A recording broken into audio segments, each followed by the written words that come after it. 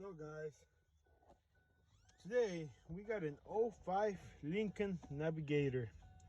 Customer complaint was sometimes it won't start and makes a grinding noise. Everything lights up. Started out fine. Again. Started out fine. Started fine. After doing some checking, came to conclusion that it was the starter. It wasn't engaging all the way.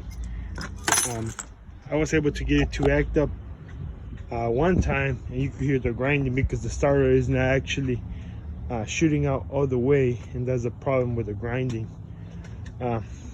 Well, to replace the starter on this one, this is a 5.43 valve. Let's see if I can get you a good picture.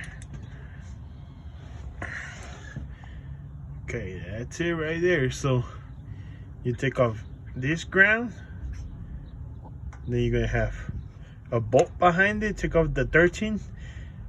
Sorry, you're gonna take off the 13mm nut in front of it. Ground comes off. There's a 50mm behind it. Take that one off. Got another 50mm right there, and then you're gonna have one at the very top.